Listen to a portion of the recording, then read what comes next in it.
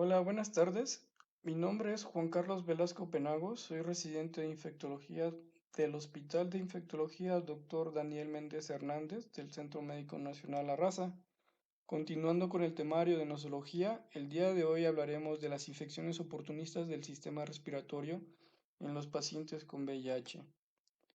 Dentro de la agenda del día veremos un poquito de introducción, hablando de las estadísticas de acuerdo a la Organización Mundial de la Salud del VIH, enfermedades pulmonares asociadas a VIH, un poquito de generalidades, y al ser un tema bastante extenso, hablaremos de las principales patologías que afectan a esta población, hablando principalmente de neumonía bacteriana condicionada por Streptococcus pneumoniae y Haemophilus influenza, neumonía por Pneumocystis jirovecii, a la tuberculosis pulmonar y a la neumonía por micobacterias atípicas, a la neumonía fúngica, a la neumonía viral. Dentro de las fúngicas nos centraremos en Cryptococcus e Histoplasma capsulatum, y en la neumonía viral, pues hablaremos de citomegalovirus. De acuerdo a la Organización Mundial de la Salud, existen para el 2019 38.0 millones de personas que viven con el VIH. Dentro de ellas, es importante mencionar que el 36.2 personas corresponden a personas adultas y únicamente el 1.8 millones corresponden a personas menores de 15 años. Dentro de su distribución por género, ahorita para el 2019 existen 19.2 millones y hombres 17.0 millones.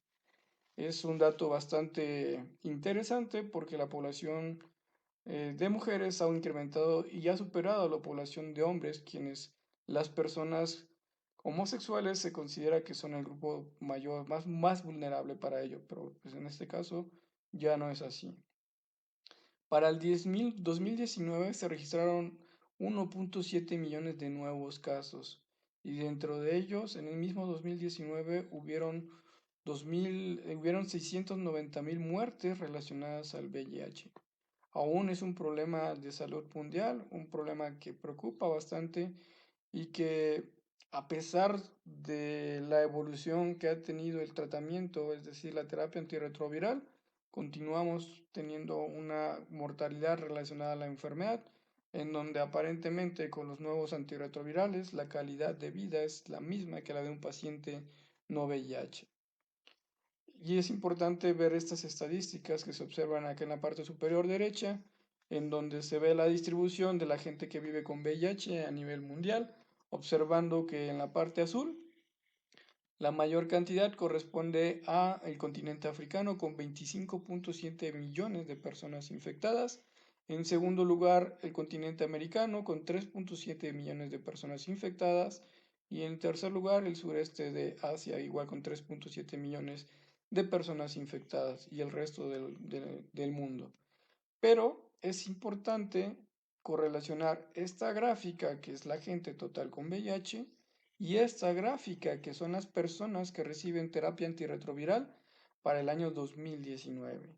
En el continente africano, de los 25.7 millones de personas que viven con VIH, únicamente 17.8 millones de personas tienen una terapia antirretroviral. Y en el continente americano, que es lo que concierne a nosotros, de los 3.7 millones de personas que viven con VIH, únicamente 2.5 millones de personas cuentan con una terapia antirretroviral, lo que es alarmante porque nos dice que 1.2 millones de personas a nivel del continente americano no cuentan con una terapia antirretroviral y que van a condicionar que estas personas desarrollen su inmunosupresión y al final de cuentas lleguen a la fase de SIDA. Y veamos las enfermedades oportunistas definitorias de la enfermedad, por lo que aun que ya haya evolucionado mucho la terapia antirretroviral, todavía continuaremos viendo estas infecciones oportunistas. Un poquito de introducción. Se dice que el sistema respiratorio, específicamente el pulmón, es uno de los más frecuentemente órganos involucrados en el inmunocompromiso del huésped. Es decir, que la mayoría de los pacientes con las diversas infecciones oportunistas que hay van a tener una infección o una afectación a nivel pulmonar. Dentro de estas afectaciones en los pacientes con VIH, 75% de ellas van a condicionar o van a ser condicionadas por infecciones y las otras afectaciones en pacientes con VIH a nivel del sistema respiratorio van a ser neoplásicas, como la presencia de sarcoma de Kaposi, la presencia de linfomas o la mayor prevalencia de cánceres epidermoides de pulmón, que también se incrementa el riesgo con esta patología. Se dice que el 70% de los pacientes con SIDA desarrollarán una complicación pulmonar que va a incrementar la morbimortalidad de este tipo de pacientes. Es importante entender que conforme transcurre el tiempo, el diagnóstico, el tiempo hasta que se inicia la terapia antirretroviral, se va a estar llevando un círculo vicioso en donde el virus de inmunodeficiencia humano, que es un virus de RNA con transcriptasa reversa, va a condicionar y que tiene tropismo sobre las células CD4, que son las principales responsables de la inmunidad tanto celular como humoral, porque van a estimular a los linfocitos B y la producción de anticuerpos y la inmunidad celular mediada por linfocitos TH4 y, y los linfocitos CD8. Al haber una deficiencia de ellos, van a condicionar un estado de inmunosupresión y van a condicionar estas fases, que sea un círculo vicioso. Va a haber una destrucción inmunomediada del linfocito CD8 hacia los CD4, va a haber una activación de los CD4 y van a tener estos virus un efecto citopático directo, van a entrar y van a infectar a las células. Va a haber apoptosis de proteínas tóxicas y van a condicionar la nueva liberación de virus y que estos vuelvan a infectar por la reactivación de los nuevos CD4 activados y se vuelvan a producir células CD4 infectadas que van a ser atacadas nuevamente por los linfocitos CD8. Este círculo vicioso va a condicionar que haya una depresión del conteo de células CD4 y que se va a asociar con la aparición de infecciones por organismos oportunistas o presencia de etiologías neoplásicas. En esta parte, de la parte superior, observamos la clasificación de Feibic, en la cual observamos la presencia de la carga viral, que es la primera que se eleva, pero la colocamos para hacer de manera gráfica la presencia de los linfocitos CD4, que conforme transcurre el tiempo va descendiendo su nivel por el periodo como de MZ hasta llegar a valores bastante bajos. Y en la parte de abajo observamos una gráfica en la cual se observa la aparición de ciertas enfermedades o alteraciones condicionadas o que se van presentando conforme el recuento de CD4 es mucho menor. Entonces tenemos que cuando tenemos un recuento de CD4 de 400 células, podemos encontrar ya etiologías como mayor riesgo de tuberculosis, la aparición de linfomas, la presencia de infección por herpes zóster o herpes simple. Ya podemos presentar alteraciones del sistema nervioso central, más o menos como a los 300 CD4, infecciones bacterianas, candidiasis esofágica, neumocistosis, cuando ya llegamos a valores menores de 200, la toxoplasmosis cerebral cuando está por abajo ya de 100, la pérdida ponderal, presencia de micobacterias atípicas conforme sigue bajando, citomegalovirus, criptosporidiosis, leucoencefalopatía multifocal progresiva, que son enfermedades que se presentan cuando ya prácticamente no contamos con células CD4. En esta tabla, que es bastante ilustrativa, a pesar de no ser una regla, pues nos ayuda bastante el conocer el recuento de CD4 que tiene un paciente con manifestaciones clínicas, nos hace o nos puede orientar por prevalencia cuál es la principal etiología de la que estemos tratando. Es decir, que es muy difícil encontrar a un paciente con 400 CD4 y tenga una infección por neumocistis, aunque no es la regla total y hay excepciones, pero sí se puede llegar a presentar y a manera de rangos, entonces, de acuerdo al valor, vamos a encontrar las siguientes etiologías que se pueden llegar a presentar. Pacientes con más de 200 pero menos de 500 las neumonías bacterianas, que son las mismas que presentan los pacientes en adquiridas en comunidades, pero que normalmente son para adultos mayores, no para pacientes jóvenes. La tuberculosis pulmonar, cuando llega a menos de 200 células CD4, ya tenemos la aparición de Pneumocystis jirovecii, la tuberculosis diseminada, la presencia de toxoplasmosis. Cuando hay menos de 100 células CD4, la aparición de sarcoma de Kaposi, el linfoma no Hodgkin. Cuando hay menos de 50 células CD4, ya encontramos la aparición de micobacterias atípicas, de infecciones fúngicas o virales, como citomegalovirus. En esta tabla es muy importante verla porque al contener manifestaciones clínicas del sistema respiratorio, disnea, tos, dolor pleurítico, una de las principales herramientas que nosotros tenemos son las pruebas de imagen, tanto una radiografía o una tomografía, o ya sea una tomografía de alta resolución, para determinar los patrones y alteraciones radiográficas que se pueden presentar en las diferentes patologías. En este caso, en esta tabla observamos causas bacterianas, de micobacterias, fúngicas, virales, también menciona las de malignidad, pero pues no es la cuestión del tema en este momento. Y me reporta una serie de alteraciones que se pueden llegar a presentar. Por citar dos ejemplos, los pacientes que llegan a presentar una consolidación focal son normalmente los que tienen una bacteria por neumonía, que es algo común en pacientes no inmunocomprometidos, y de la misma forma pueden ser la misma tuberculosis que desarrolla una lesión focal, que normalmente se presenta con afectación del lóbulo superior.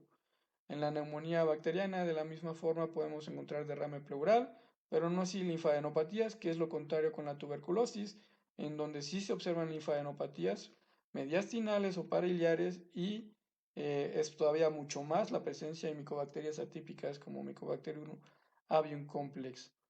En cuanto a las infecciones virales, normalmente ellos se caracterizan por tener un patrón intersticial, como podemos observar acá.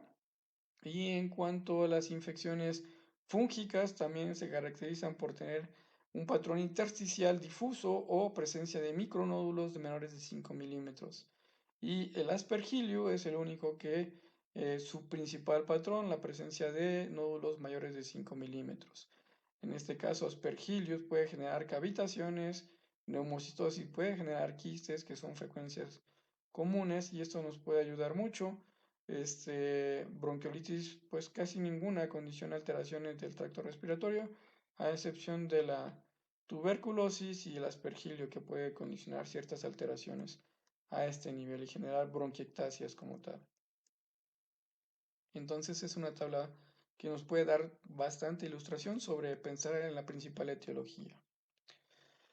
Iniciando con los temas, pacientes jóvenes, quienes tengan un episodio de neumonía, pues no es lo más común. Normalmente siempre debe haber un grado de inmunocompromiso, ¿no? No es lo normal, es normal que esperemos que un adulto mayor sí pueda tener episodios, pero no una persona joven.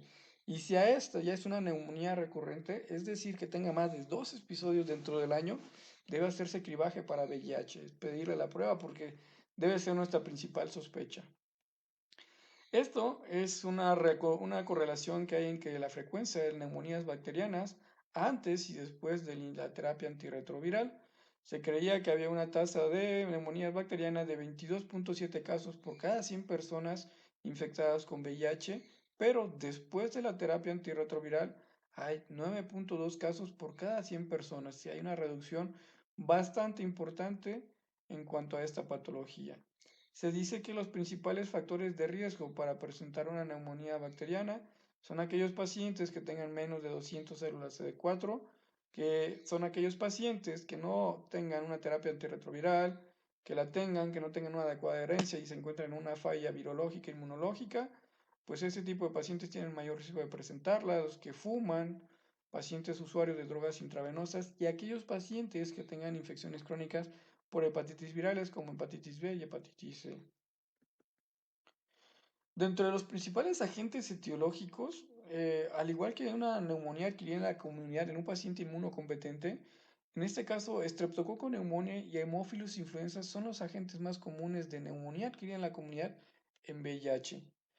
Pero también se ha visto que bacterias que no son comunes que sean adquiridas en la comunidad, como Pseudomonas aeruginosa y un Staphylococcus aureus meticilino resistente, que sean adquiridos en la comunidad, que no es lo común, se presentan más en esta población que se encuentra con VIH. Entonces, puede ser que sí tenga todos los datos clínicos y radiológicos de una neumonía bacteriana, pero que no responda a un tratamiento establecido para una neumonía adquirida en la comunidad, como lo menciona la guía del ATS para la NAC, en este caso manejo con un beta-lactámico en monoterapia de los de primera línea o una quinolona respiratoria que pudieran ser buenas opciones. También algo que se ha visto que los pacientes con VIH por el grado de inmunosupresión tienen mayor prevalencia de desarrollar bacteremias por neumococo y posteriormente presentar hasta una diseminación, una meningitis por estreptococo neumonía. En este caso, los pacientes con VIH se dice que se presentan 1094 casos por cada 100.000 habitantes de presencia de bacteremias por neumococo y en los pacientes no VIH es hasta 20 casos por cada 100.000. Es muy raro poder encontrarla. Y esto se asocia a un incremento en la mortalidad. Dentro de las manifestaciones clínicas, pues prácticamente son similares a los pacientes inmunocompetentes.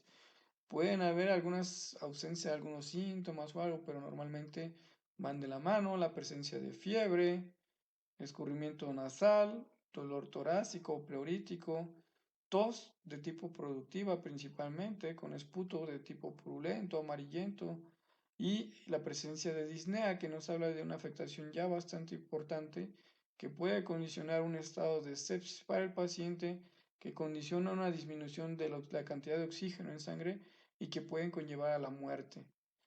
En este tipo de neumonía suelen tener un inicio agudo entre 3 a 5 días y la parte de la exploración, pues puede ser muy importante porque si es un paciente con VIH que puede tener múltiples enfermedades, como vamos a ver, por hongos, por virus, por micobacterias, en este caso, la exploración nos puede orientar a pensar que haya una diferencia entre una neumocistosis y una neumonía bacteriana, en donde en la neumonía bacteriana encontramos la presencia de estertores crepitantes, disminución de la entrada del aire, aumento de la transmisión de la voz, aumento de las vibraciones vocales, que son sugestivas de un síndrome de condensación pulmonar. Pero en neumocistosis leves o moderadas puede ser que no haya absolutamente nada y que la exploración pulmonar sea completamente normal. Por ello, la importancia de pedir pruebas de imagen que junto con la clínica y la prueba de imagen van a apoyar más la sospecha diagnóstica.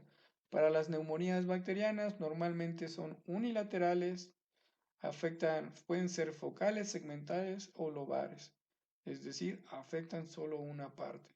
En la radiografía que vemos en la imagen, en la parte del hemitórax derecho, se ve un aumento en la radiopacidad, se ve un patrón aparentemente alveolar que sugiere una consolidación basal.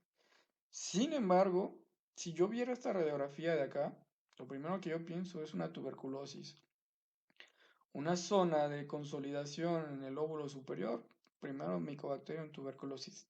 Sin embargo, esta radiografía está condicionada por cavitaciones en las que se observan también, pero son secundarias a bacterias eh, como el caso de Pseudomonas aeruginosa y Staphylococcus aureus, que pueden producir de la misma forma cavitaciones, afectan el lóbulo superior.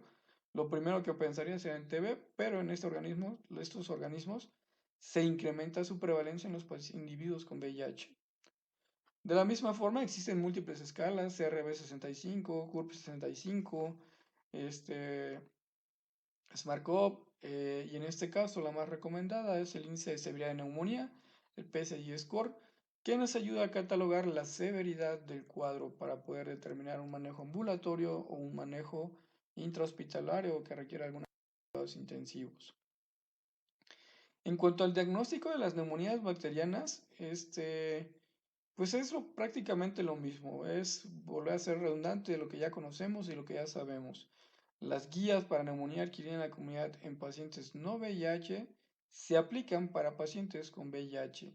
Y es decir, que la elección del tratamiento va a ser completamente la que nosotros consideramos de acuerdo a la epidemiología local que contemos, si es Streptococcus pneumoniae, si es más común Haemophilus influenza.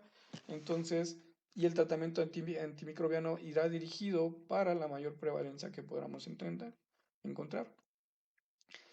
Es una de las pruebas más importantes, las pruebas de imagen, cuando vemos una patología respiratoria. Y lo primero que debemos hacer es solicitar la radiografía de tórax, una tele de tórax, idealmente una posterior anterior y acompañada de una lateral. En ocasiones no se puede observar bien las dimensiones de la estructura de daño a nivel del pulmón, y junto con una lateral nos permite tener una mejor visión. Entonces tenemos que el diagnóstico de la neumonía bacteriana es un cuadro clínico que requiere un infiltrado demostrable. Es decir, un paciente con fiebre, tos, disnea, la tos con esputo, que tiene un síndrome de condensación pulmonar de la base derecha y que tiene una radiografía que concuerda con la exploración, entonces el paciente está cursando con una neumonía bacteriana. Sin embargo, es importante recordar que los pacientes con VIH tienen una mayor incidencia en tuberculosis. Entonces, estamos obligados, cuando pensamos que es una neumonía bacteriana, en descartar a fuerzas la presencia de Mycobacterium en tuberculosis y que se trate de una tuberculosis pulmonar. Entonces, aparte de las pruebas que para llegar al diagnóstico, en la obtención de muestras para cultivo, ya sea de una muestra de esputo normal o una muestra de esputo inducido, una broncoscopía con un lavado bronquialveolar, siempre se les debe pedir vaciloscopías, una tinción de 100 Nielsen de 2 a 3 muestras y la presencia de cultivos para descartar la presencia de tuberculosis. De la misma forma, todos estos estudios microbiológicos de cultivo, detección de antígenos, nos van a ayudar a determinar o centrarnos en un diagnóstico específico. Aislar el agente que a través de los cultivos es de tal importancia porque si ya nosotros iniciamos un tratamiento que puede ser un antibiótico de un mayor espectro y aislamos el agente y es sensible a un antibiótico mucho más sencillo que puede ser vía oral, pues se hace desescalarlo. No podemos tener más de 72 horas sin haber identificado el organismo. En pacientes quienes cuentan con un recuento de CD4 menor de 50, existe una mayor prevalencia de que puedan presentar infecciones por Pseudomonas aeruginosa. Dentro de los métodos diagnósticos, ya sea que se realicen a través de la obtención por esputo inducido, por una broncoscopía, a través de un lavado bronquialveolar, y estos estudios se mandan a realizar pruebas especiales desde una tinción de Gram que nos permitiría determinar el espectro del antibiótico, si va a ir dirigido para Gram positivos, si va a ir dirigido para Gram negativos, correlacionar la presencia de que es una muestra adecuada a través de los criterios de Murray y Washington, ver la cantidad de polimorfonucleares del frotis para considerar si es una muestra real y si se debe a una infección, para poder determinarlo. Los cultivos, pues parte muy importante, siempre saber quién está condicionando nuestra infección, nuestra neumonía bacteriana. Existen otro tipo de pruebas que también tienen una gran utilidad, que tienen una buena sensibilidad y un buen rendimiento, que pueden ser aplicadas en suero o en orina, como la detección de antígeno urinario por Legionella neumófila y Streptococcus pneumoniae. Son pruebas que nos pueden ayudar bastante, pero recordar que la sensibilidad pues, no es del 100% para ello y baja más aún en pacientes con VIH. En cuestión del tratamiento, no vamos a redundar tanto debido a que el tratamiento especialmente es el mismo que manejamos en un pacientes inmunocompetentes, pero cabe tal importancia mencionar que en cuestiones de prevención todos los pacientes con VIH deben vacunarse independientemente del conteo de CD4 que tengan. Así tenga 50, si tenga 1000, debe vacunarse. Es importante aplicarse la vacuna contra el neumococo y para la influenza estacional para este tipo de pacientes. Y para ello también es importante conocer que existen regímenes de vacunación. Para la vacuna del neumococo, que existen dos vacunas, que una es por polisacáridos y otra que es conjugada, existe un esquema de vacunación. En este caso, en pacientes quienes nunca se han vacunado para neumococo, se aplica una dosis de proteína conjugada de 13 serotipos, y esta debe aplicarse primero porque es la que es un poquito más inmunogénica. Si el paciente tiene más de 400 CD4, a las 8 semanas de la aplicación de la primera, debemos aplicarnos la vacuna de polisacáridos 23. Y si tiene menos de 200 CD4, también puede ser a las 8 semanas o esperarnos hasta que el paciente tenga más de 200 células CD4. Para pacientes quienes ya habían sido vacunados con polisacárido 23, con la vacuna de polisacárido 23, una dosis de vacuna conjugada se debe aplicar un año después de que ésta se haya aplicado. Y en cuestiones de revacunación, si ya tienen la dosis de la vacuna de polisacáridos, es recomendada para individuos entre 19 y 64 años. Y si ya ha transcurrido más de 5 años desde su aplicación, requiere nuevamente aplicársela. Y la vacuna de la influenza, todos los pacientes deben aplicarse la vacuna de la influenza estacional. Entonces, esta es una vacuna con virus inactivados. Continuando con el tema, vamos a ver una de las patologías más comunes, por lo menos en el hospital de infectología, la vez que vine a rotar y mi primer mes de infecto, no de COVID, pues prácticamente es una de las principales patologías que observamos, la neumocistosis, condicionada por Pneumocystis jirovecii, antes llamada Pneumocystis carina, pero por cuestiones taxonómicas recibe actualmente el nombre de Pneumocystis jirovecii y se refiere al hongo que normalmente afecta a el ser humano. Este Pneumocystis jirovecii es un hongo ubicuo, es decir, que se encuentra en todos lados, en una distribución general. Una de las características es que va a carecer de ergosterol, por lo que no va a responder a los antifúngicos convencionales que actúan a través de la inhibición del ergosterol. Para ello sabemos que dentro del ciclo vital de la Pneumocystis jirovecii va a tener tres fases, tres fases, generalmente varía en cuestión de la bibliografía, pero en este caso tenemos una fase de trofozoito, una fase de prequiste y una fase quística que va en relación al ciclo vital que pueda tener el organismo y que cada una de estas fases se refiere a una fase asexual y una fase sexual. Cobra tal importancia porque dentro de las pruebas diagnósticas, como no existe un cultivo para poder aislarlas, tenemos que bajarnos en tinciones para observar si existe el hongo, la presencia de hongo en los especímenes que nosotros recolectamos. Para ello, sabemos que la tinción de Giemsa se encarga o llega a teñir a los trofozoitos, es decir, a la fase asexual. Y el azul de toloidina o la metamina argéntica se centran en teñir la fase quística. Entendiendo un poco, en esta imagen se observa, perdón, en esta imagen se observa la fase sexual, la forma trófica, en donde es una célula que se encuentra normalmente por un núcleo y una mitocondria y que al final de cuentas se mantiene de la misma forma e inicia la fase y entra a la fase sexual del hongo, en donde está en una fase de prequiste que posteriormente pasa a través de una meiosis, hay aumento de la cantidad de glucógeno, cambia la fase a una fase de quiste inicial, el cual llega a madurar completamente hasta llegar al enquistamiento y nuevamente el proceso de conjugación para continuar la replicación del ciclo viral. Una de las principales antígenos con los que cuentan la Pneumocystis jirovecii es la glucoproteína principal de superficie MSG, con esas siglas, las cuales nos sirven para evitar la inmunidad innata de los individuos para poder evitar ello, la presencia de la proteasa similar a la subticilina, que es el gen KEX, y el antígeno P55, que también se han involucrado en estrategias que tiene o herramientas que tiene la neumocistosis para evadir el sistema inmunológico del huésped.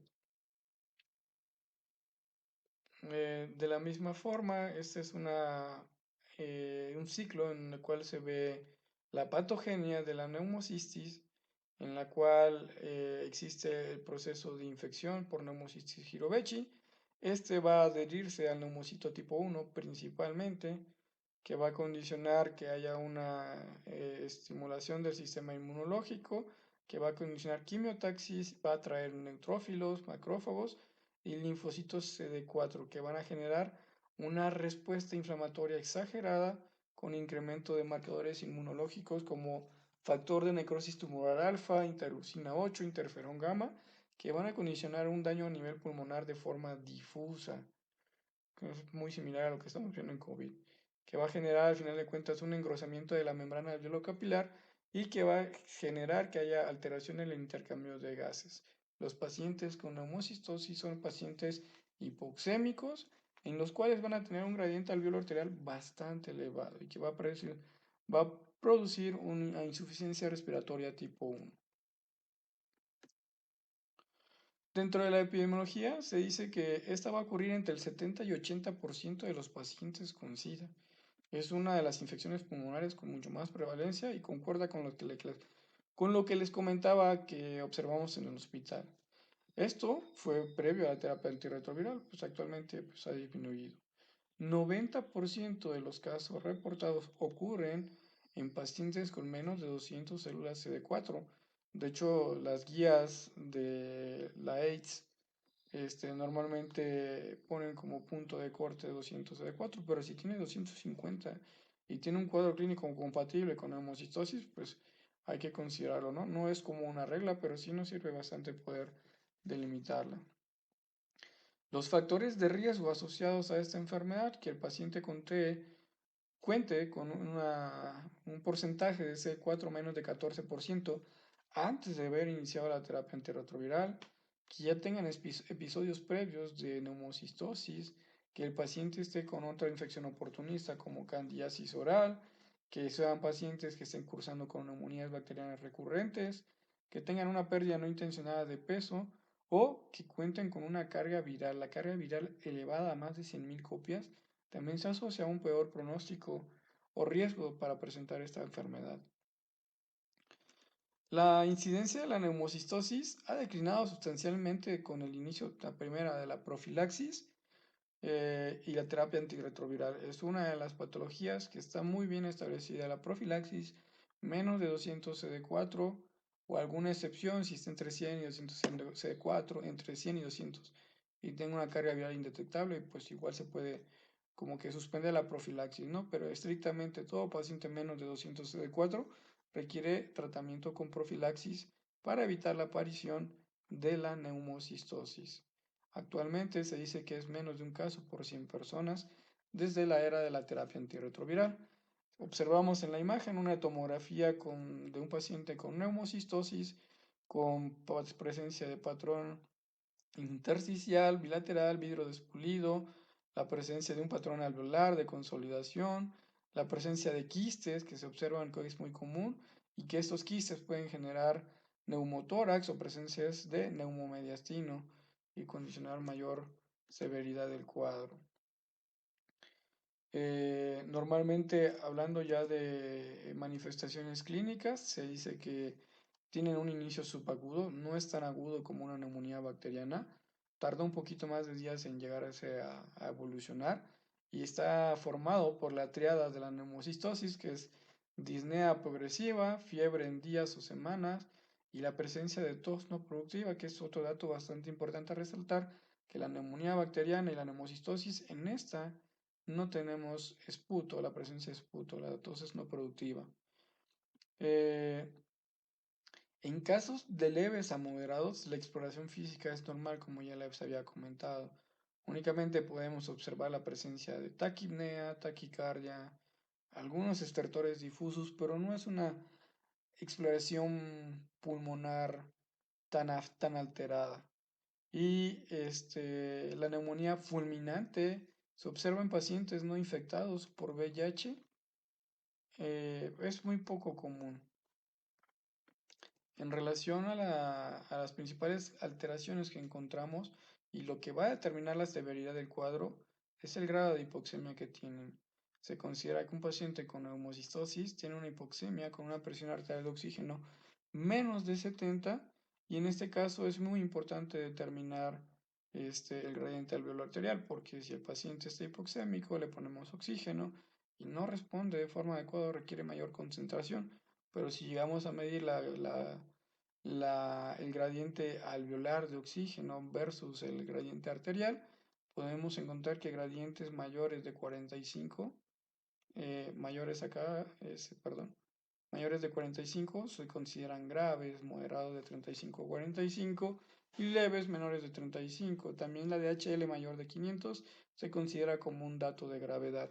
Y es muy importante considerarlos porque va a marcar la pauta para el tratamiento. Elegir si el paciente se beneficia o no de manejo con esteroides.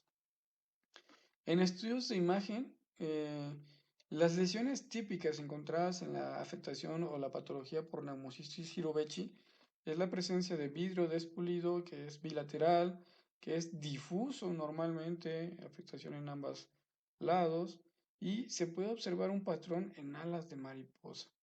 Normalmente llega a afectar a ambos. Son pariliares y afectan la parte de los tres lóbulos.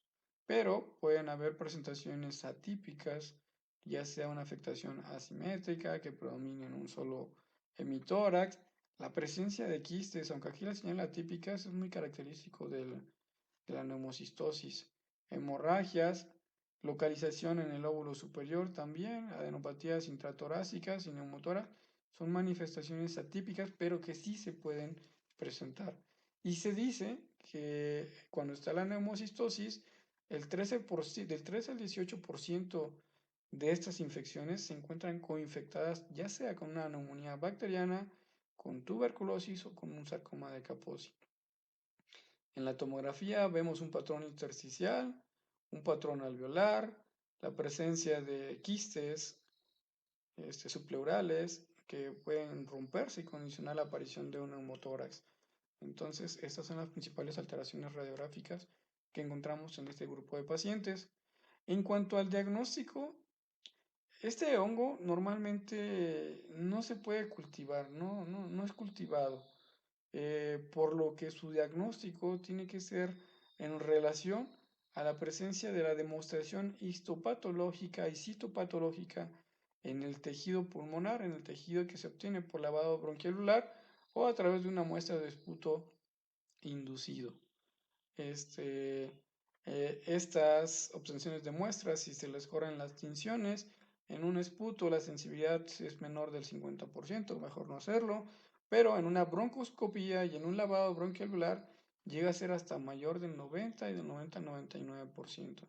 Entonces, para diagnosticar neumocistosis es necesario hacer un lavado bronquialular, someterlo a tinciones, ya sea HIM, SERRAI, si es que estamos hablando de un trofozoito o de la presencia de quiste o las tinciones de Grocott-Komori, la tinción de Graham-Weiher, la violeta de Crecilo y el azul de toloidine, que son tinciones especiales para la fase quística de la neumocistis Hirovechi.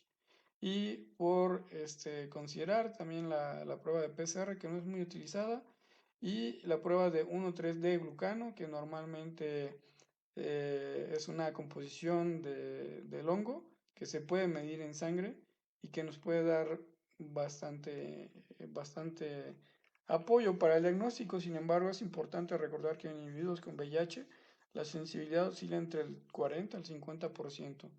Entonces, pues tampoco es una, una herramienta, ¿no?, que llega a superar al lavado bronquialveolar. En cuanto a la prevención de la neumocistosis, ya están muy bien establecidos los esquemas y, como habíamos visto desde el inicio, son pautas que han disminuido la morbilidad y mortalidad por esta etiología.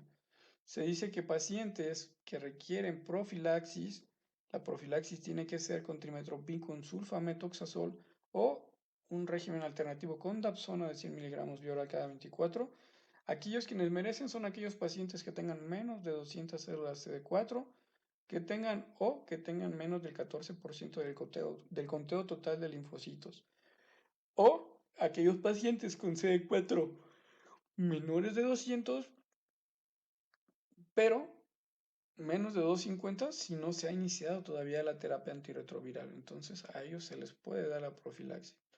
No hay que ser tan cuadrados en ese aspecto. Cuando son alérgicos a las sulfas o al trimetoprim, el régimen alternativo es Dapsone de 100 miligramos vía cada 24. ¿En qué momento vamos a descontinuar la profilaxis? Cuando el conteo de CD4 se incremente más de 200 células en los últimos 3 meses que ya se ha iniciado el tratamiento antirretroviral. Y puede considerarse, esa es la que les mencionaba, entre 100 y 200 en caso de que la carga viral sea indetectable en los últimos 3 a 6 meses, que son condiciones. ¿Vale? Es un medicamento barato, bastante noble y pues que la verdad nos quita mucho de apuros. Dentro de ello es importante para tratamiento, que ahorita lo vamos a revisar, aunque en las guías 6 los ponen como un régimen alternativo, Dapsone nada más nos queda la utilidad como tratamiento alternativo para la profilaxis, no así para tratamiento, aunque sí lo llega a marcar, no hay mucha evidencia. En cuestiones del tratamiento, como les había comentado, es muy importante determinar el grado de hipoxemia. A fuerza necesitamos una gasometría, determinar el gradiente alveolo arterial y con base a eso determinar el grado o la severidad del cuadro, que puede ser leve a moderada o moderado a severo.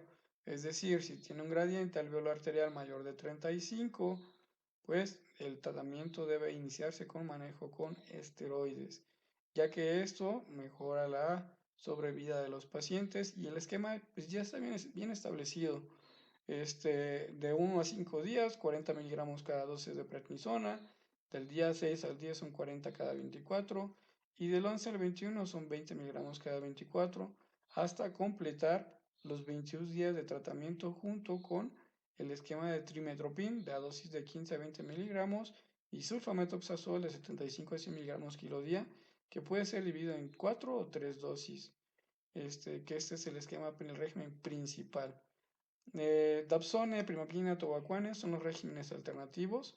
Sin embargo, pues es un poco más complicado. Como les había comentado, Dapsone no se utiliza tanto como para tratamiento, a pesar de que la guía lo comenté que sí se trata, sirve como un régimen alternativo. Continuando, ahora vamos a hablar de la tuberculosis pulmonar. En este caso, la tuberculosis pulmonar que es condicionada por Mycobacterium tuberculosis y es una infección que también se presenta en individuos inmunocompetentes. La exposición a la tuberculosis pues está prácticamente generalizada. 2/3 de la población mundial puede estar afectada, pero en pacientes inmunocompetentes no desarrollan los síntomas. Puede presentar la infección, la primera infección, normalmente se lleva a cabo la formación del complejo de Ghon, y en dados casos cuando hay una inmunosupresión, este granuloma que se llega a formar, que es mediada por el proceso inmunológico de un paciente inmunocompetente, pues puede tener una ruptura, formar un complejo de Ranke, habrá una diseminación linfática, pero se va relacionada con la inmunosupresión que tienen los pacientes. Se dice que la tuberculosis existen cerca de 10 millones de personas que van a desarrollar la enfermedad activa. No solo se va a mantener como una tuberculosis latente. 1.5 millones de personas mueren por tuberculosis o murieron por tuberculosis en el 2014. Aumenta la morbimortalidad de las personas que viven con VIH. De hecho, la asociación entre tuberculosis y VIH es mucho mayor. Se dice que hay 1.2 millones de personas nuevas con VIH y tuberculosis, de las cuales 390.000 fallecieron en el 2014. Se estima que el riesgo de reactivación de la tuberculosis en personas con VIH por año es del 3 al 16%. Y para el 2014, 506 casos de VIH tuberculosis corresponde al 6.3% de los pacientes recién diagnosticados en Estados Unidos. Entonces es una enfermedad bastante importante y el binomio entre VIH y TB hay que tenerle bastante consideración. En esta parte de acá observamos lo que pues llega a ser parte normal, ¿no? Un paciente infectado, que es bacilífero, que va a exponer, va a expulsar las micobacterias y que va a ser la transmisión de huésped al huésped. Existe la infección inicial, el macrófago a nivel, los macrófagos alveolares fagocitan al micobacterium, inicia la fase de la inmunidad innata, donde van a haber quimiotaxis, van a haber múltiples macrófagos con las micobacterias fagocitadas y que van a venir neutrófilos, linfocitos, células necróticas, que al final de cuentas van a formular lo que se conoce como un granuloma. Dentro de la fase de la inmunidad adaptativa, contienen la infección en el 90% de los individuos y solo un 10% pueden progresar a una enfermedad por tuberculosis. El granuloma se puede calcificar por factores desconocidos y pues no es la pregunta, ¿no? Si esto se considera erradicación o puede mantenerse como una micobacteria controlada, ¿no? O en este caso de que pueda haber ya alguna activación o reactivación de la enfermedad, el granuloma se caseifica y posteriormente nuevamente se vuelve ya la fase infectante, la reactivación y diseminación en 10% de los individuos infectados. La tuberculosis pulmonar, las principales manifestaciones o los síntomas clásicos que vamos a ver, ¿no? Un paciente con tos, con una fiebre, de predominio vespertino, algo de predominio nocturno, la pérdida de peso, prácticamente el paciente está consumido. Son síntomas que tienen una alta sensibilidad, pero baja especificidad para el diagnóstico de tuberculosis. Pero esto es en pacientes inmunocompetentes. Es decir, que si el paciente son muy sugestivos de TB, pero pues no, el hecho que los tengan no quiere decir que, que sea, ¿no? Pero la sensibilidad es baja en pacientes con VIH. Los síntomas son muy variados en este tipo de población y la inmunosupresión marcada se asocia a una enfermedad diseminada. La presentación de una afectación del lóbulo superior con una cavitación normalmente se debe por un proceso de inmunidad que no vamos a encontrar en un paciente con VIH en fase avanzada de su enfermedad. En aquellos pacientes con más de 200 células CD4, en pacientes que tienen el binomio, la presentación clínica es similar a un paciente con VIH, pero no así en quienes no es más bajo de 200. En estos pacientes con más de 200 CD4 van a tener una enfermedad limitada al pulmón, es decir, no diseminada, no extrapulmonar, que se encuentra la afectación en el lóbulo superior, se observa la presencia de la cavitación, que es la imagen típica. Entonces, un cuadro clínico, síntomas clásicos, con esta radiografía, la principal sospecha es una tuberculosis pulmonar. En aquellos pacientes que tienen menos de 200 células CD4, la presentación clínica es similar a pacientes, no, en este caso, bueno, es lo mismo que la vez que les comenté antes. En este caso, la menos de 200 CD4, la presentación es más atípica y lo que vamos a encontrar en la radiografía no es completamente una enfermedad limitada ahí, sino que se observan infiltrados que no demuestran predilección por el lóbulo superior y las cavitaciones son infrecuentes cuando están en este grado de inmunosupresión. Se ve bilateral, ambos emisoras comprometidos, lo que condiciona la presencia de una TB miliar o diseminada. Con el incremento de la inmunosupresión, la aparición de una tuberculosis extrapulmonar con o sin pulmonar son más comunes, como es una TB ganglionar, una TB genitourinaria, una TB ósea, una TB pleural, una TB de pericarditis, una TB de meningitis, que son las principales manifestaciones y que estas tienen gran gravedad y que de acuerdo a su distribución que puedan tener va el tiempo de tratamiento, la consideración o no de esteroides. Entonces, eso es muy importante. Dentro del diagnóstico, pues es el cuadro clínico más una prueba de imagen que lo puede acompañar y más la determinación microbiológica a través de una prueba de baciloscopía, pues nos hacen el diagnóstico de una tuberculosis pulmonar. No vamos a hablar más de las otras tuberculosis porque el tema es afectaciones pulmonares, entonces nos vamos a centrar únicamente en ello. Sin embargo, las principales complicaciones que puedan haber en pacientes inmunocomprometidos es la afectación del sistema nervioso central o una pericarditis en donde el tratamiento cambia y requieren de tratamiento con esteroide. Entonces, una radiografía de tórax debe ser incluida como evaluación inicial en ausencia de síntomas pulmonares. Siempre se debe considerar el conteo de células CD4. Ya les había comentado la importancia de ello, porque a menor conteo de células CD4, más riesgo de que se presente una tuberculosis diseminada. Y la baciloscopía de expectoración con tinción de Cien-Nielsen para las búsquedas del bacilo de Koch, ¿no? Para determinar que el paciente es bacilífero y está cursando con una TB activa. Sin embargo, la sensibilidad global de esta prueba es solo del 40 al 60% cuando es una muestra seriada. Y en pacientes con VIH todavía es mucho menor, es del 20%. Entonces, por eso lleva la necesidad de poder desarrollar nuevas pruebas en este tipo de pacientes para hacer un diagnóstico mucho más rápido, ya que el cultivo tarda eh, aproximadamente un mes. Y en este caso, necesitamos pruebas porque dependiendo de la evolución o el tiempo en el que iniciemos el tratamiento, va a impactar sobre la mortalidad de dicho. Si el paciente tiene una TB meningia, el tratamiento debe ser inmediato. Entonces, si tiene una pericarditis por TB, igual de la misma forma.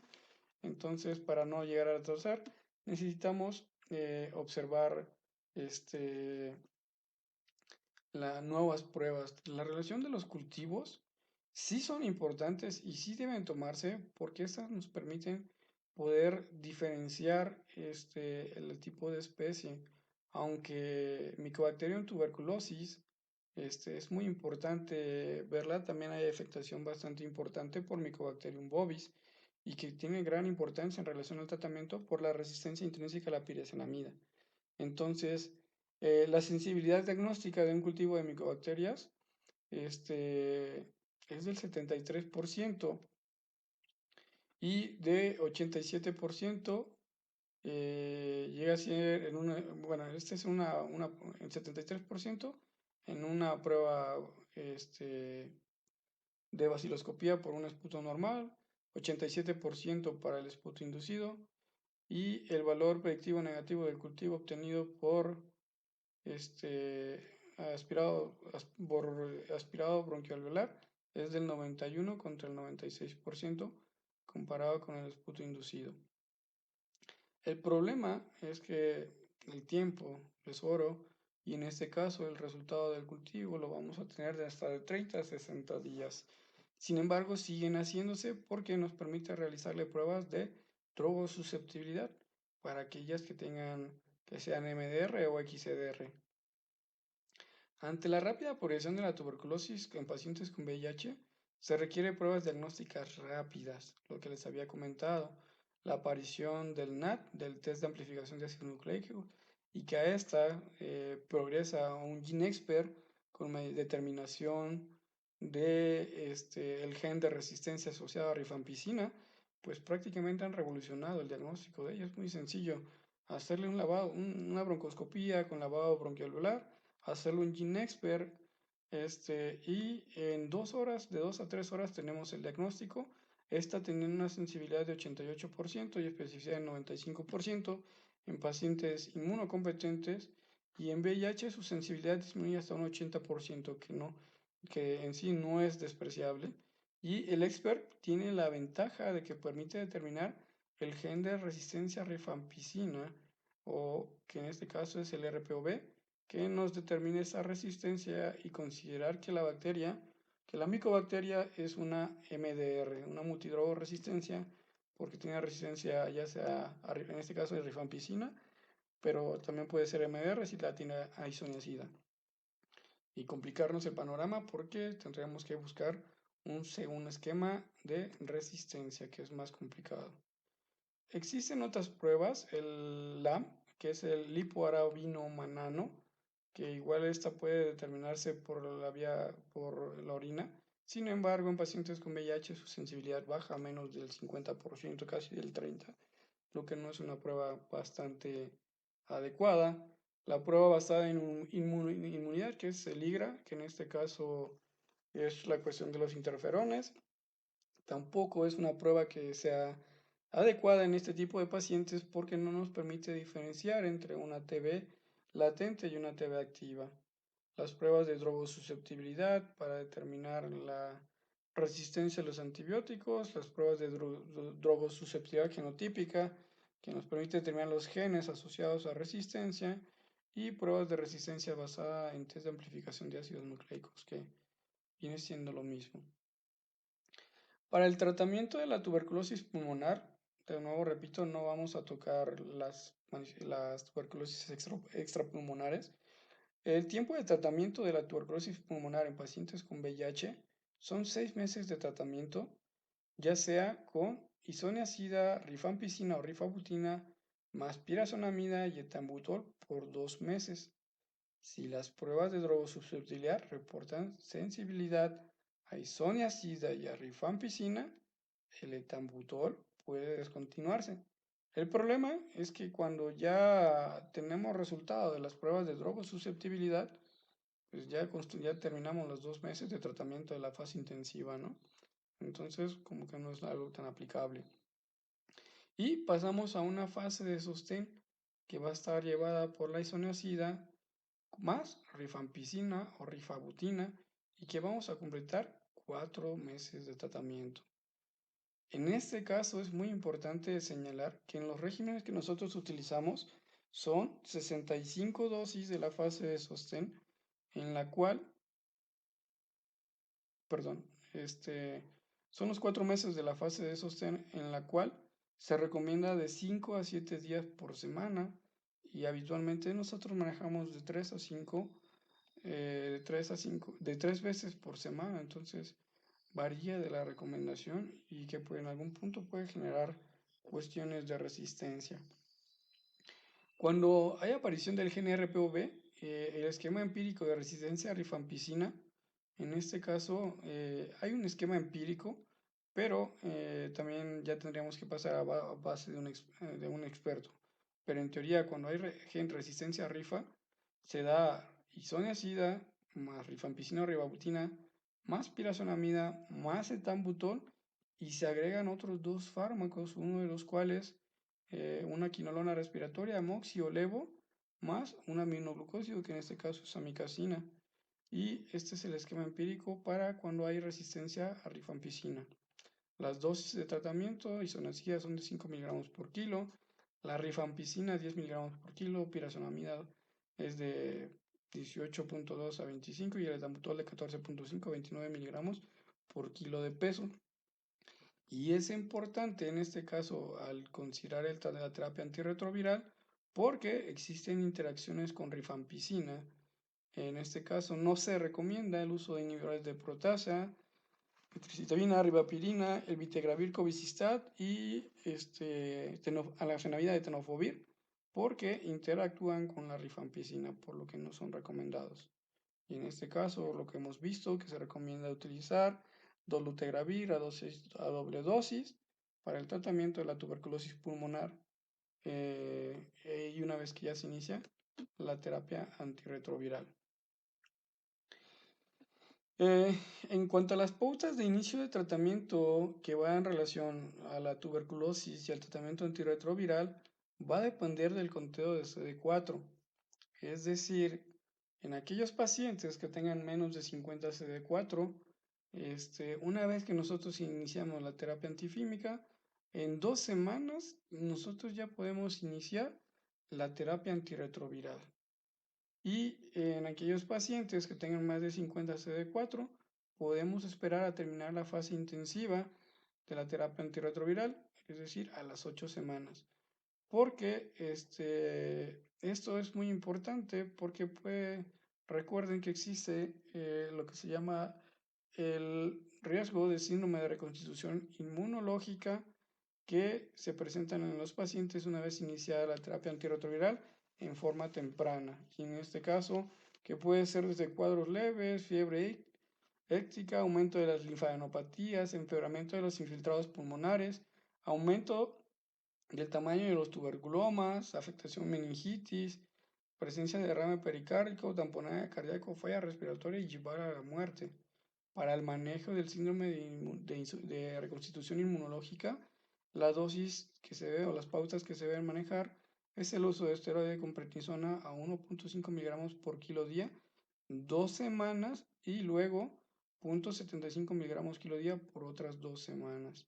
Sin embargo, esta condición eh, pues es de considerar, ¿no? Porque puede condicionar a que el paciente evolucione de forma grave. Continuando con el tema, ahora vamos a hablar sobre micobacterias no tuberculosas. Las micobacterias no tuberculosas normalmente su mecanismo de contagio es por inhalación o ingestión de las micobacterias.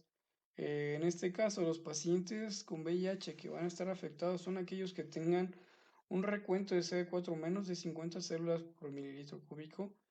El diagnóstico de neumonía por este tipo de micobacterias requiere al menos 2 cultivos de esputo inducido o un lavado bronquialveolar por broncoscopía en donde se documente la presencia de las micobacterias, el complejo MAC por Mycobacterium avium complex y Mycobacterium intracelulares es el más frecuente. Sin embargo, también Mycobacterium cancer es el segundo agente patógeno más común en pacientes con VIH. Lo más frecuente es que se presenten como enfermedades diseminadas. Debido a la inmunosupresión y a las características de ella, encontrar únicamente manifestaciones pulmonares, pues no lo va a ser, ¿no? Normalmente el cuadro descrito en las guías de una Mycobacterium avium complex, la presencia de dolor abdominal, más elevación más de 6 meses de la fosfatasa alcalina, debemos sospechar la enfermedad, ¿no? Dentro de los síntomas que normalmente se presentan, fiebre, pérdida de peso, diaforesis nocturna, son los síntomas más frecuentes. En relación a la cuestión pulmonar, que es un poco menos frecuente, dolor torácico, disnea, presencia de hemoptisis, deben ser considerados. Y otro de los síntomas que igual a pesar de que tengan afectación pulmonar, pueden llegar a presentarlo por lo que dijimos que la principal manifestación es diseminada, diarrea, dolor abdominal, adenopatías intraabdominales, la presencia de esplenomegalia, debemos pensar en Mycobacterium avium complex. Entonces, los criterios clínicos y microbiológicos de las micobacterias no tuberculosas en enfermedad pulmonar. Primero, debemos tener síntomas pulmonares para considerar que hay una enfermedad pulmonar, ¿no? Segunda, encontrar anormalidades radiográficas sugestivas de micobacterias, como habíamos visto, normalmente se caracterizan por mucha afectación de linfadenopatías, alteraciones del árbol bronquial, presencia de nódulos, de micronódulos o presencia de opacidades este, de consolidaciones, en este caso anormales radiográficas como opacidades nodulares o cavitarias en la radiografía de tórax o en la tomografía de alta resolución, demostrar la presencia de bronquiectasias multifocales, que es lo que más se caracteriza, con nódulos múltiples. Y más cualquiera de estos, ya sea un cultivo positivo con resultados de muestras separadas de exploraciones de esputo simple o un resultado de cultivo de un solo lavado bronquialveolar o la presencia de una biopsia pulmonar o transbronquial con presencia de micobacterias en muestras determinadas por histopatología, ver la presencia de la inflamación por granulomatosa o la presencia de un cultivo positivo para micobacterias no tuberculosas o la presencia de biopsia que demuestre los factores histopatológicos de micobacterias, de la misma forma granulomas inflamatorios y uno o más muestras de esputo o lavados con que tengan cultivos positivos para micobacterias.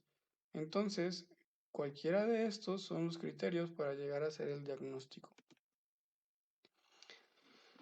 Dentro de las afectaciones que se observan en imagen, normalmente en personas inmunocompetentes que tienen neumonías que son muy poco frecuentes, pero se predomina al igual que la tuberculosis pulmonar en lóbulos superiores. En mujeres ancianas ya puede haber afectación del lóbulo medio y la língula, en pacientes en relación al sexo con VIH por edad y sexo no hay ninguna diferencia, se presenta de la misma forma y lo que principalmente vamos a encontrar van a ser la presencia de bronquiectasias multifocales, es el hallazgo más común encontrado en Mycobacterium avium complex. Los patrones que podemos ver, opacidades en parches bilaterales, aquí hay uno de este lado, la presencia de lesiones cavitadas también, ver dónde se ve la lesión, la presencia de derrame pleural. Adenopatías mediastinales también son muy frecuentes en este tipo de patologías. Y en relación al tratamiento, el régimen de tratamiento común para Mycobacterium va a depender de la presentación de la enfermedad, es decir, si es un patrón de nodular o de presencia de bronquiectasias, el tratamiento va a ser con acitromicina de 200 a 500 miligramos una vez al día o claritromicina 500 miligramos dos veces al día diariamente por tres veces por semana. Y etambutol 25 miligramos por kilo, tres veces por semana. Y rifampicina 600 miligramos o rifabutina de 150 a 300 oral, tres veces por semana. Pero si la enfermedad es una enfermedad cavitaria, la dosis de acitromicina es de 200 a 500 y la claritromicina de 500 a 1000 dos veces al día. La dosis de tambutol es más baja, de 15 miligramos por kilo. La rifampicina de 600 o rifabutina de 500 a 300 diariamente, más streptomicina de 5 a 15 miligramos intramusculares tres veces por semana o amicacina de 5 a 15 miligramos tres veces semanalmente por 3 meses. Un esquema bastante intenso.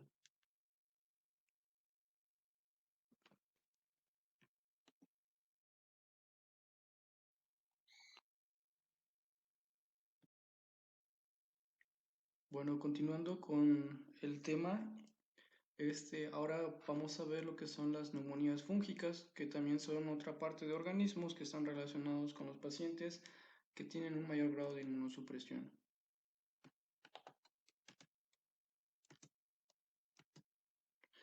Dentro de ellos, en los pacientes con VIH, los principales hongos que condicionan neumonías son Cryptococcus neoformans, coccidioides en aquellos lugares en donde son zonas endémicas, Histoplasma capsulatum, Blastomyces dermatitidis y Aspergillus fumigatus.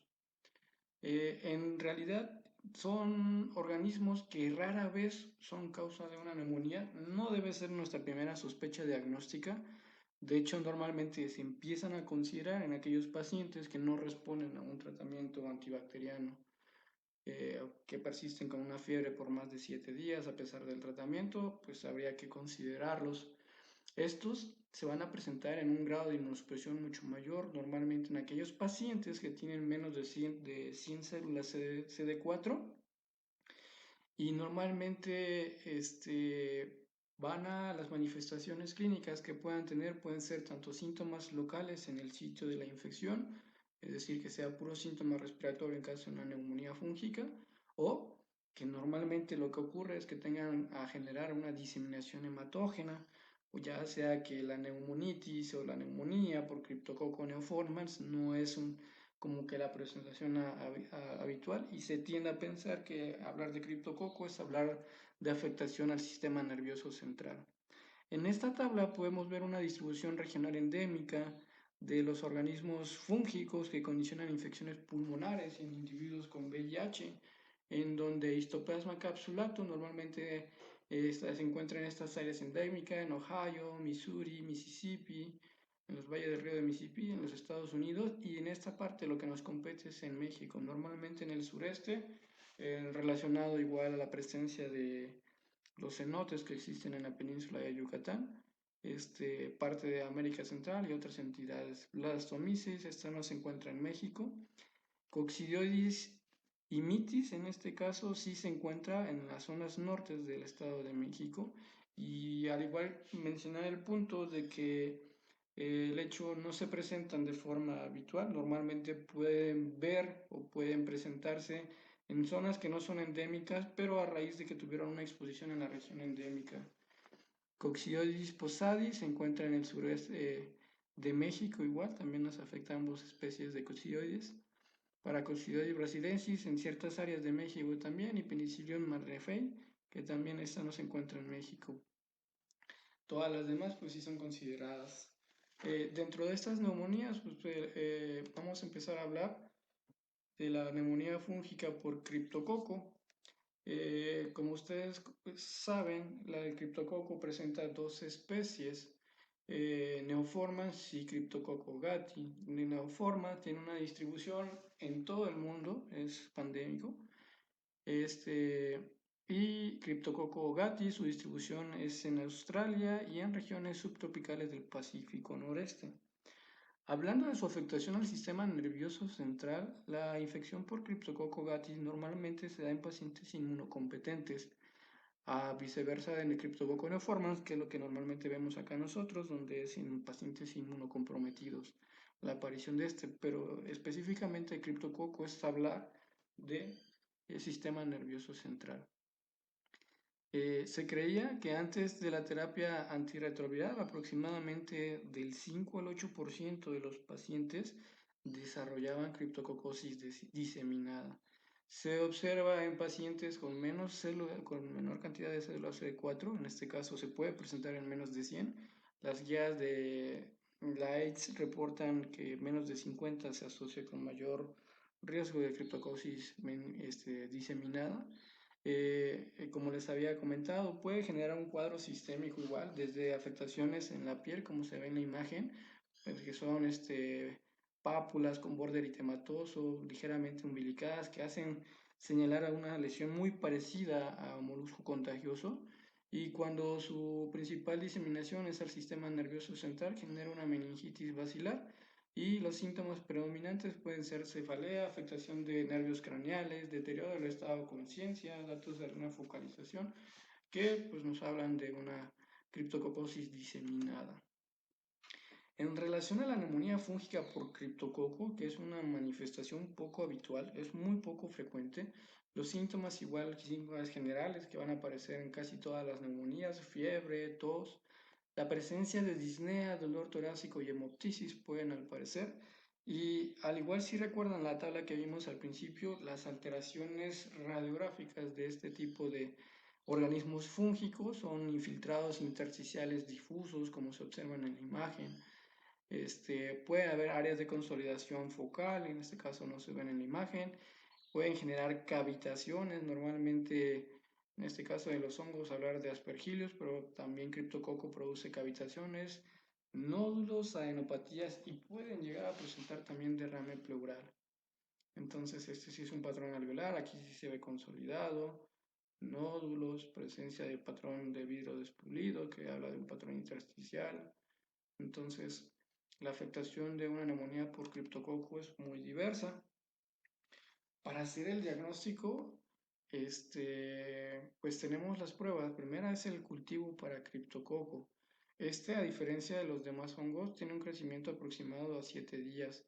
Tiene una sensibilidad, el problema es el rendimiento o la sensibilidad que pueda obtener en sangre, que es del 55%, en donde es prácticamente muy baja y no se recomienda, pero realizar un cultivo en líquido cefalorraquídeo, la sensibilidad aumenta hasta aproximadamente un 95%.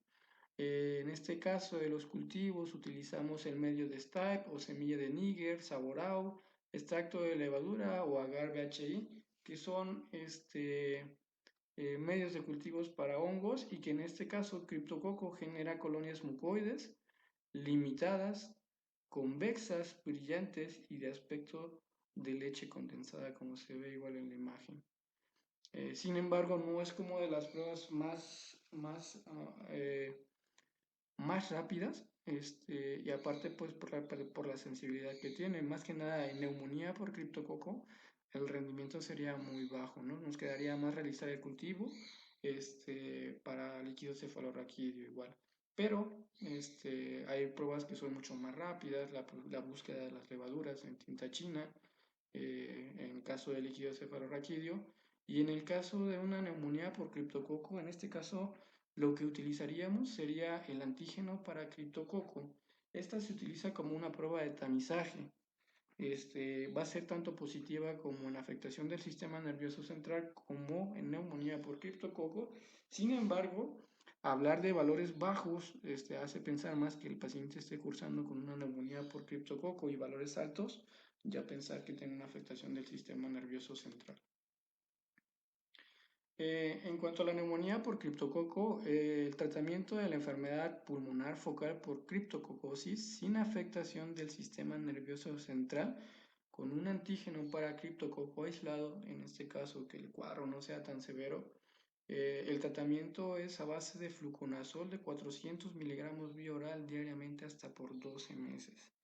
Recordar que el tratamiento del criptococo del sistema nervioso central está formado por una fase de inducción, una fase de consolidación y una fase de sostén o de mantenimiento, en el cual utilizamos otro tipo de antifúngicos como la anfotericina B, pero en este caso no es el caso de la neumonía fúngica. La neumonía fúngica deberá tratarse con fluconazol a dosis de 400 miligramos y en dado caso de la gravedad considerar pues, el uso igual de la anfotericina.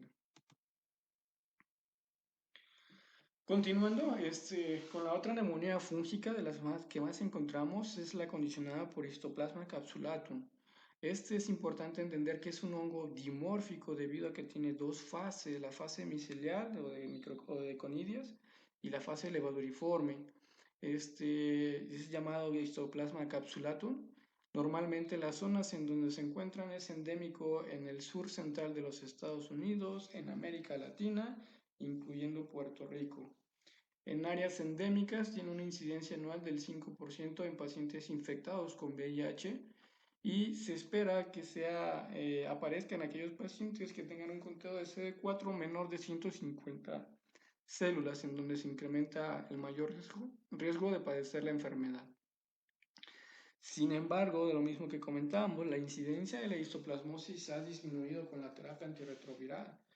Deberíamos ya casi no ver este grupo de enfermedades, pero sin embargo pues siguen presentándose, ¿no? Nada más para comentar, es importante entender que la fase infectante es la fase micelial o de microconidios, como se ve en la imagen. Esta va a ser transmitida en el aire ambiente y van a ser inhalados, y esto es debido a que en el medio externo tiene una menor temperatura que la fase dimórfica, depende de la temperatura de que la gente esté expuesto. En este caso, al alcanzar la temperatura corporal de 37 grados, alcanza la fase levaduriforme y que no es la fase infectante como tal. En este caso, que es el círculo vicioso, la presencia involucro de que se encuentran en heces de murciélagos que pueden ser inhalados, normalmente en las regiones endémicas, y posteriormente se inhalan la fase micelar a los microconidios, y al llegar a nivel pulmonar, pues se vuelven las fases de las esporas. Y posteriormente, en dado caso, ya puede llegar a diseminarse. La neumonía fúngica por histoplasma, normalmente en este caso también tiene una afectación en la piel, como se ve en la imagen, son lesiones eritemato-maculopapulares descamativas y costrosas localizadas en el miembro superior derecho, en este caso en imagen, pero es como se ven. Son un poco diferentes de la criptococosis, pero pues sí tendríamos que ver, al igual las otras son maculopapulares umbilicadas y en este caso tienen la característica de ser descamativas y pueden llegar a presentar costra. Los síntomas más comúnmente presentados: fiebre, fatiga, pérdida de peso, hepatoesplenomegalia. Normalmente pacientes con estos síntomas, con que tengan una deshidrogenasa láctica muy elevada, con estas manifestaciones en la piel, que haya estado en exposición en una zona endémica, pues debemos tener en consideración la histoplasmosis. En cuestión de los síntomas pulmonares, solo se presentan en el 50% de los pacientes: tos, dolor torácico y disnea. Y en aquellos pacientes que tengan más de 300 CD4, la histoplasmosis se limita únicamente al tracto respiratorio, no va a haber una histoplasmosis diseminada como tal. En 50% pueden tener afectaciones gastrointestinales, igual producir diarrea, y en un solo 10% pueden llegar a un estado de choque y condicionar la muerte, una afectación bastante severa. También puede haber histoplasmosis o afectación del sistema nervioso central, que van a producir síntomas asociados a ello: cefalea, fiebre, convulsiones, déficit neurológico focal, alteraciones del estado de conciencia, puede haber diarrea, fiebre, dolor abdominal y pérdida de peso por afectación también del tracto gastrointestinal. Para el diagnóstico de la histoplasmosis, en este caso contamos con la detección del antígeno polisacárido para histoplasma y esta se puede realizar en suero y orina. Es una prueba que tiene alta sensibilidad, es muy rápido para el diagnóstico de una histoplasmosis diseminada y una histoplasmosis pulmonar aguda. Sin embargo, es insensible para formas crónicas de infección pulmonar. Entonces, solo cuando el cuadro sea agudo, que sea diseminado, pues sí nos va a servir mucho y de hecho prácticamente tiene muy buen rendimiento. El antígeno se detecta en la orina en el 100% y en el suero se alcanza en el 92% en los pacientes que tienen SIDA con histoplasmosis diseminada. Entonces, rápida, bastante sensibilidad. Yo creo que debería ser es la prueba de elección. Otra forma de poder determinar es a través de la toma de muestras de los sitios afectados por el hongo, en este caso un examen histopatológico de una biopsia de tejido involucrado, que puede ser una biopsia transbronquial o la presencia de una biopsia transtorácica igual obtenida, en donde se van a observar las levaduras de 2 a 4 micrómetros. Histoplasma capsulatum puede ser cultivado en sangre, en médula ósea, en secreciones respiratorias. Sin embargo, el crecimiento del hongo es en varias semanas, por lo que no sería una prueba de bastante beneficio. En este caso tenemos dos imágenes en el centro donde son biopsias que se hicieron de duodeno, en donde hay una afectación gastrointestinal. En la primera se le hizo una tinción de hematoxilina y eosina en la parte de la izquierda y en donde se ve la presencia de las levaduras, que vienen siendo estas. Y en la derecha el mismo tejido de duodeno con una tinción de Grocott, en donde se observa la presencia de las levaduras teñidas de color negro. En caso de síntomas neurológicos, la punción lumbar está indicada, valorar la presencia de las alteraciones en líquido, la presencia de pleocitosis, expensas de mononucleares con una hiperproteinorraquia, una hipoglucorraquia. El 70% de ellas van a presentar positivo el antígeno para histoplasma a este nivel. Entonces también es otra opción para utilizar. En cuanto a la prevención de histoplasmosis, sí está documentada, es poco usada, al igual. Normalmente se deja para pacientes quienes viven en áreas endémicas, en donde se define como área endémica que haya más de 10 casos por 100 pacientes al año, en donde el paciente tenga un recuento de CD4 menos de 150 células por mililitro y que esté elaborando o que tenga algún alto riesgo por exposición ocupacional. En este caso, la dosis de prevención es itraconazol de 200 miligramos vía oral diariamente.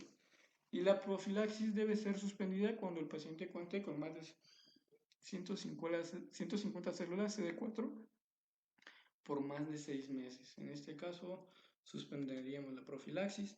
Para el tratamiento, la histoplasmosis va a depender del grado de severidad. En este caso, histoplasma diseminada moderadamente severa, histoplasmosis diseminada menos severa, en unas formas leves, en donde únicamente podemos usar tratamiento oral si es leve, como itraconazol de 200 miligramos vía oral 3 veces al día por 3 días, seguida de 200 miligramos 2 veces al día hasta completar un año de tratamiento. Y en el caso de histoplasmosis diseminada severa, utilizaríamos anfotericina B liposomal a dosis de 3 miligramos por kilo IV con una duración de 2 semanas de tratamiento, seguido de itraconazol 200 miligramos vía oral 3 veces al día por 3 días, después 200 miligramos vía oral 2 veces al día hasta completar el año de tratamiento.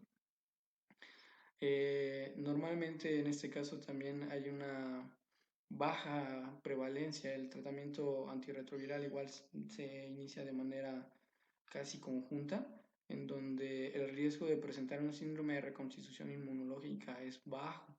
Y siempre en este caso lo que debemos considerar son las interacciones medicamentosas con los tratamientos antirretrovirales, principalmente con los IPs y el efavirenz. en donde deberíamos determinar los niveles séricos de fluconazol que se mantengan hasta un miligramo, hasta un microgramo por mililitro. Más arriba de ello, más allá de 10 microgramos, no tiene ningún beneficio. Continuando con el tema, vamos a hablar de neumonía viral. Existen múltiples virus que igual afectan a los pacientes con VIH, sin embargo, algo que es importante señalar que puede haber coinfección, por ejemplo, neumocistis girovechi, y que se le haga en el lavado bronquial de PCR para citomegalovirus y que reporte que está positivo. El hecho no quiere decir que esté cursando con la infección, sino que debe haber una demostración histopatológica, es decir, determinar los cuerpos de inclusión en las células que se biopsiaron para determinar que existe la presencia de una enfermedad activa por citomegalovirus. En este caso, tenemos acá muchos virus que pueden afectar a muchos de los pacientes, hablando principalmente de los que normalmente afectan a pacientes inmunosuprimidos. Está el citomegalovirus, que es del que vamos a hablar. En este caso, sí no cuenta con una vacuna, pero sí cuenta con fármacos antivirales que tienen efectos sobre él. También de la misma forma, el virus de herpes simple, que es otro de los que normalmente se presenta en este tipo de pacientes, tampoco cuenta con vacuna, pero sí cuenta con terapia antiviral para el tratamiento. Y el virus de influenza, que en este caso sí cuenta con una vacuna y sí hay un tratamiento con los inhibidores de neuraminidasa, como celtamivir y cenamivir, que son los que principalmente afectan, pero vamos a centrarnos a hablar un poquito de citomegalovirus. Los pacientes con VIH tienen un alto riesgo de neumonitis viral. Sin embargo, no son diagnosticadas. A veces mejoran simplemente con el tratamiento de la coinfección de la neumocistosis. El aislamiento de un patógeno respiratorio en secreciones bronquiales en ausencia de histopatología específica es difícilmente atribuible al virus identificado, por lo que las pruebas de identificación como PCR en lavado bronquialular o una carga viral en sangre no son pruebas específicas. En este caso, tendríamos que buscar la presencia de alteraciones histopatológicas o citopatológicas para determinar la presencia de la enfermedad. El citomegalovirus es un virus DNA de doble cadena, pertenece a la familia de los herpes virus, puede generar una enfermedad diseminada o localizada en un órgano, representa más una reactivación que una infección latente. La mayoría de los pacientes que se hicieran una carga viral tienen presencia de citomegalovirus o un perfil TORCH, van a tener anticuerpos contra él, pero no son diagnósticas, eso es importante comentarlo. Esta neumonía o la afectación por citomegalovirus va a ocurrir en pacientes que tienen una inmunosupresión avanzada, en este caso menos de 50 células CD4. Factores de riesgo es que el paciente no tenga una terapia antirretroviral, que se encuentre en falla, que ya haya tenido infecciones oportunistas previas o que cuente con una viremia elevada de más de 100.000 copias por mililitro. Antes de la terapia antirretroviral se estimaba que el 30% de los pacientes tuvieran un episodio de retinitis entre el diagnóstico de SIDA y la muerte. Sin embargo, hubo una reducción del 95% posterior a la terapia antirretroviral. Antes se recomendaba tener valoraciones por el oftalmólogo cada 3 a 4 meses. Ahora con la nueva terapia antirretroviral esto queda un poquito en duda de cuál es el seguimiento que se le debe dar. Igual que los hongos, la afectación pulmonar no son como que las más comunes. Igual, en este caso, hablar de citomegalovirus, lo primero que se viene a la mente es una retinitis por citomegalovirus o la presencia de una colitis o esofagitis por citomegalovirus, que son los principales sistemas que pueden afectar. Los órganos son la retina, el aparato digestivo, colon y el esófago específicamente, en donde se muestran úlceras grandes, mayores de 2 centímetros, que pueden tener los cuerpos de inclusión a nivel de la biopsia. El sistema nervioso central también se ve afectado con ellos.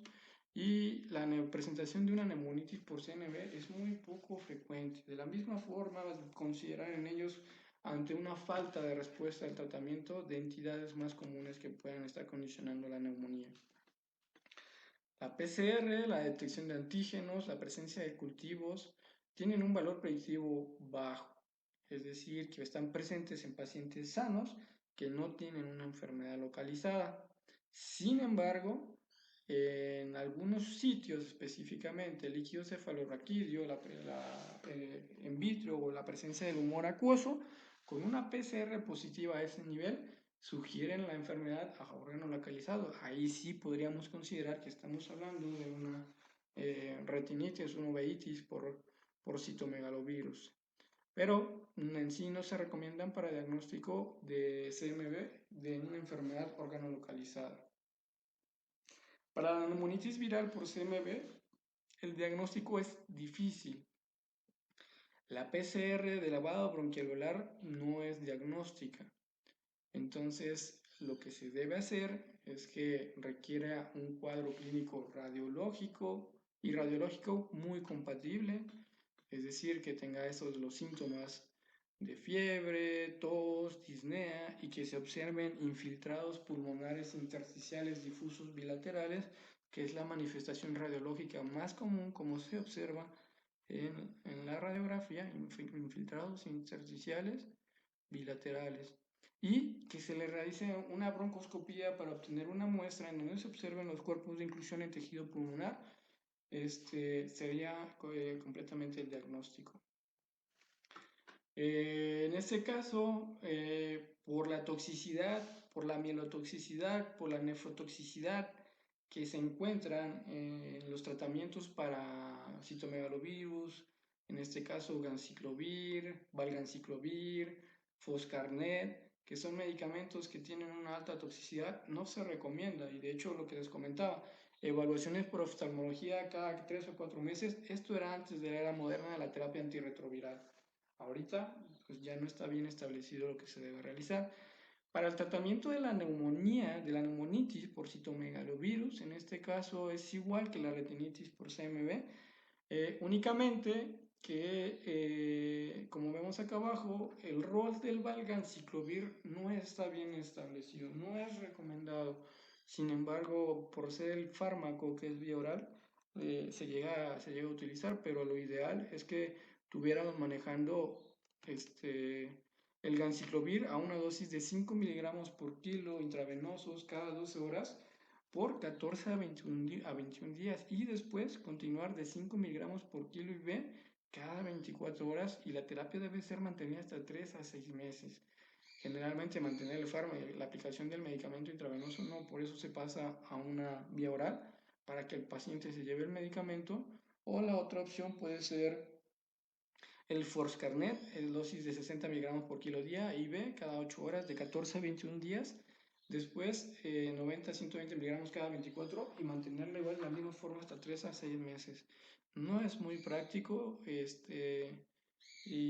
pero pues sí, el rol del valganciclovir no está bien establecido para tratamiento de una neumonía por citomegalovirus.